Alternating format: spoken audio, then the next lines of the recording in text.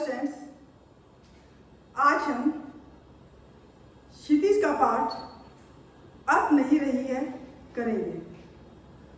यह कविता है। इस कविता के कवि सूर्यकांत त्रिपाठी निराला है। इनकी कविता उत्साह भी हमने पढ़ी थी। मेरे प्रीवियस वीडियो में मैंने उत्साह के सलाह और क्वेश्चन आंसर करवाए थे। तो आज उनकी दूसरी पोइम अट नहीं रही है ये करेंगे। अट नहीं रही है आभा फागुन की तन सट नहीं रही है। कहीं सांस लेते हो घर घर भर देते हो। उड़ने को नभ में तुम पर पर कर देते हो। आंख हटाता हूं तो हट नहीं रही है। पत्तों से लदी डाल कहीं हरी कहीं लाल। कहीं पड़ी है उर में मंद गंध पुष्प माल। पाट पाट शोभा श्री पट नहीं रही है। इसके शब्दार्थ हैं अट मीन्स समाना, आभा चमक, फागुन फागुन माह, लदी बोझिल या लदी हुई, उर में हृदय में, मंद गंध धीरे धीरे बहती हुई सुगंध, पुष्पमाल फूलों की माला, पाट पाट जगह जगह, शोभाश्री सौंदर्य से भरपूर, पट समाना समा नहीं रही है, जैसे इसमें लिखा हुआ है सट नहीं रही है या पट नहीं रही है या अट नहीं रही है। इसका सबका मीनिंग एक ही है लगभग कि वो समा नहीं रही है। वो सुंदरता इतनी है कि उसके लिए जगह कम हो गई है। वो समाना इसका वर्ड है, आंसर है। तो अब हम इसके सलाह करते हैं। अट नहीं रही है आभा फागुन की तन सट नहीं रही है। फागुन माह के सौंदर्य में डूबे हुए कवि उसकी सुंदरता को देखकर, फागुन की सुंदरता जो चारों तरफ उसका उल्लास ही उल्लास दिखाई देता है, उसको देखकर कवि कहता है कि फागुन माह में प्रकृति का सौंदर्य इतना बढ़ जाता है, इतना उल्लास बढ़ जाता है कि उसके लिए ये वातावरण, ये जगह जो है कम पड़ जाती है, कि उसकी सुंदरता जो है समाई ही नहीं जाती, कि उसका प्रकृति का उन्माद है वो समाता हुआ नजर नहीं आ रहा है। और क्या कहता है, कहीं सांस लेते हो घर घर भर देते हो। कवि फागुन से कहता है कि हे फागुन, तुम जब सांस लेते हो तो उसमें छोड़ती हुई जो सांस है उससे पूरा वातावरण, उसके सांस के साथ जो वातावरण है वो सुगंधित हो जाता है। चारों तरफ का जो वातावरण है वो खुशबूदायक और मनमोहक हो जाता है। पर्यावरण सांस के साथ ही महक उठता है। उड़ने को नभ में तुम पर पर कर देते हो। और कहता है इतना ही नहीं कि अपनी सुगंध में ऐसा लगता है कि जैसे तुम पंख लगाकर आकाश की ओर उड़ते चले जा रहे हो और आसपास के वातावरण के साथ पूरा आकाश जो है वो भी सुगंधित हो रहा है। कवि ने इसकी सुंदरता के बारे में और क्या कहा है कि आंख हटाता हूं तो हट नहीं रही है। कवि सुंदरता में जो प्रकृति के फूल, पत्तियां, रंग बिरंगी तितलियां, इनको देखते हुए वो कहते हैं कि इस फागुन मास के समय सुंदरता है प्रकृति की वो इतनी बढ़ जाती है कि आंख हटाने की कोशिश करता हूँ तो लेकिन आंख हटाने को दिल नहीं करता है। आंख हटाने में मैं असमर्थ हो जाता हूँ। कवि और क्या प्रकृति के अंदर देखता है, इसका चित्रण कवि ने इन पंक्तियों में किया है कि पत्तों से लदी डाल कहीं हरी कहीं लाल। कहीं पड़ी है उर में मंद गंध पुष्प माल। कवि कहता है कि नए नए पत्तों से जो पेड़ हैं उनकी डालियां लदी हुई हैं। फागुन माह में शाखाओं पर जो नए पत्ते हैं, कोई कहीं लाल है कहीं हरे हैं, वो भरे हुए हैं। और कहीं नव प्रस्फुटित लाल लाल कोमल जो पत्तियां हैं वो दिखाई दे रही हैं। देखने में ऐसा प्रतीत होता है कि फागुन के हृदय में मंद मंद लिखा हुआ है ना, मंद गंध पुष्प माल, कि मंद मंद गंध को बिखेरती हुई पुष्प की एक माला सी पड़ी हुई है। ऐसे प्रतीत होता है कि फागुन ने अपने गले में जो है धीमी धीमी महकती हुई खुशबू वाली फूलों की माला पहनी हुई हो, और उसका सौंदर्य जो है इतना फैला हुआ है, उसके लिए जगह ही कम पड़ रही है कि पार पार शोभा श्री पट नहीं रही है। फागुन की शोभा हर जगह फैली हुई है, उसके लिए यहाँ पर समाना जो है बड़ा मुश्किल हो रहा है। उसके लिए पूरा वातावरण जो है, जितनी भी ये जगह है वो कम पड़ गई है, इसलिए कवि ने कहा है कि पट नहीं रही है। मैंने आपको बताया है कि पट नहीं रही है, अट नहीं रही है या सट नहीं रही है। इसका मतलब है कि उसकी सुंदरता जो है इतनी बढ़ गई है कि उसके लिए जहाँ पर ये समाई ही नहीं जा रही जगह, बल्कि कम पड़ गई है। तो कवि इस प्रकार कविता में फागुन के सौंदर्य का चित्रण कर रहा है। तो फ्रेंड्स, काव्य सौंदर्य में आप ये एक पॉइंट लिख सकते हो कि कवि ने फागुन की सुंदरता का बड़े सुंदर ढंग से चित्रण किया है। दूसरा पॉइंट है, इसके अंदर तत्सम और तद्भव शब्दों का प्रयोग किया है। घर घर में, पर पर में जो है पुनरुक्ति अलंकार है, और इन्होंने अनुप्रास अलंकार का भी प्रयोग किया गया है। इसके अंदर खास जो अलंकार है वो है मानवीकरण।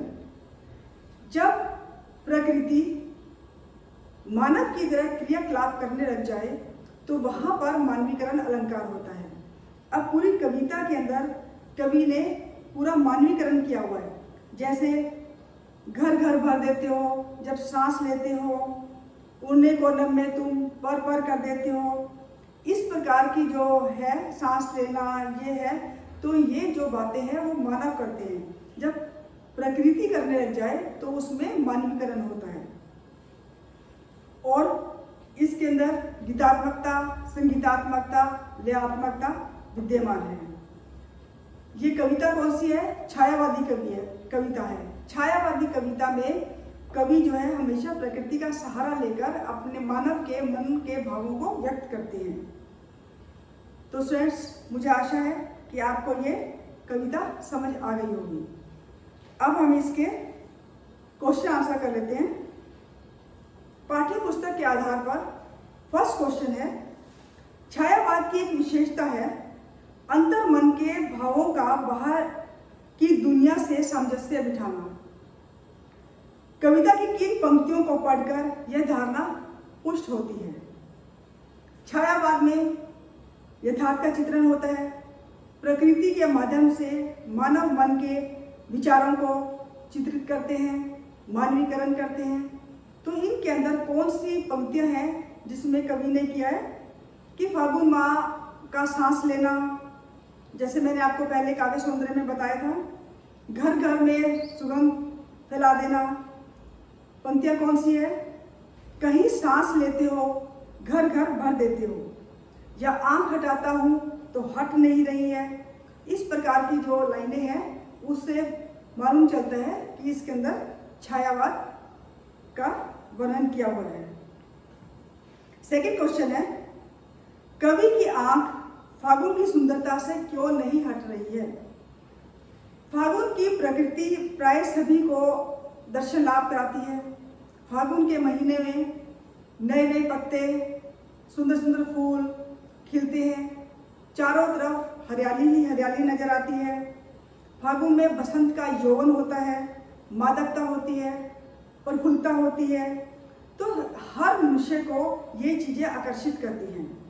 तो इस प्रकार कवि भी जो है वो प्रकृति प्रेमी है। उसने जब ये सब चीज़ें देखी, क्योंकि कवि जो है वो बड़ा सूक्ष्म दृश्य प्रेमी है और सूक्ष्मदर्शी है। छोटी छोटी बातों को, छोटी छोटी चीज़ों से वो प्रकृति की सुंदरता का लाभ उठाना जानता है। वह बड़ी सुंदरता को और अपनी कविता के अंदर किस प्रकार लिखना है वो भी बहुत बखूबी जानता है। तो इसलिए कवि ने कहा है कि फागुन की जो सुंदरता है वो इतनी सुंदरता है कि मैं आंख हटाने की कोशिश करता हूँ, लेकिन मैं आंख नहीं हटा पा रहा हूँ क्योंकि उसकी सुंदरता है ही इतनी। थर्ड क्वेश्चन है, प्रस्तुत कविता में कवि ने प्रकृति की व्यापकता का वर्णन किन रूपों में किया हुआ है? किन रूपों में किया है? नंबर 1, फागुन के प्राकृतिक सौंदर्य का वर्णन किया है। उसने कवि ने कहा है कि नए नए पल्लव हैं और पुष्प हैं, रंग बिरंगे फूल हैं, पेड़ों पर लदी हुई डालियों में सुंदर सुंदर कोमल पत्तियां हैं, कहीं रंग बिरंगी हरी है, कहीं लाल है, और ऐसा देखने में लगता है कि जैसे फागुन ने कोई माला पहन रखी हो। ये माला पहन रखी हो, ये भी एक प्रकार का मानवीकरण ही है। और सेकंड पॉइंट में आप लिख सकते हो कि फागुन का इतना प्रभाव है कि सब जगह वो उत्साह और उल्लास नजर आता है, प्रफुल्लता ही प्रफुल्लता नजर आती है। और थर्ड पॉइंट में फागुन की जो सुंदरता है, शोभा है, वो इतनी फैली हुई है कि कहीं भी समाई नहीं जा रही है। जैसे आपने कविता में पढ़ी थी कि अट नहीं रही है या पट नहीं रही है, यही बात आप इस क्वेश्चन में भी लिख सकते हो। फोर्थ क्वेश्चन है कि फागुन में ऐसा क्या होता है जो बाकी ऋतुओं में नहीं होता? देखो, पतझड़ में सारे पत्ते झड़ जाते हैं, उसके बाद जितने भी पेड़ हैं वो बड़े कुरूप नजर आते हैं, लेकिन जैसे ही फागुन का महीना आता है उसके अंदर से नई नई कोपलें उगने लग जाती हैं और पत्तियां उगने लग जाती हैं, फूल खिलने लग जाते हैं। तो जो पेड़ हैं, वो जो अनमने पेड़ लगते थे, वो बड़े खूबसूरत नजर आते हैं और हर तरफ फागुन की सुंदरता नजर आती है, उत्साह पैदा होता है। और इस समय आपने देखा होगा कि होली का त्यौहार भी आता है रंगों का, और ऐसे ही रंग बिरंगे जो फूल हैं वो प्रकृति में खिले होते हैं। तो ऐसा अन्य ऋतुओं में नहीं होता, शीत ऋतुओं में नहीं होता। अच्छा, इसमें जो मौसम है वो भी बड़ा अच्छा होता है, ना ज़्यादा सर्दी और ना ज़्यादा गर्मी, ठंडी ठंडी हवाएं चलती है जो कि मन को मोह लेती है, शीतलता प्रदान करने वाली होती है। और जो पतझड़ के कारण शोभाहीन पेड़ हो गए थे, तो उसकी सुंदरता वो बढ़ जाती है। इसलिए फागुन में ये सब होता है जो बाकी ऋतुओं में नहीं होता। तो एक क्वेश्चन और है कि अट नहीं रही है कविता कवि ने लिखी है, तो इसके पीछे कवि का संदेश क्या है कि क्यों ये कविता लिखी? अट नहीं रही है, कवि ने स्पष्ट किया है कि फागुन में प्रकृति का सौंदर्य सब जगह होता है, सर्वत्र होता है। वृक्षों की शाखाएं प्रकृति की सुंदरता से सजी हुई अपना वैभव, अपना सौंदर्य बिखेरती हुई नजर आती है। प्रकृति में पूरा उन्माद होता है, तो कवि इस प्रकृति का खूब लाभ उठाता है। तो वो चाहता है कि जो लोग हैं वो मेरी तरह प्रकृति का लाभ उठाएं, कि थके हारे मांदे जो मनुष्य हैं, उदासीन रहते हैं, वो इस प्रकृति का सौंदर्य, इसकी सौंदर्यता का, इसकी प्रसन्नता का अनुभव करें, उसका खूब लाभ उठाएं।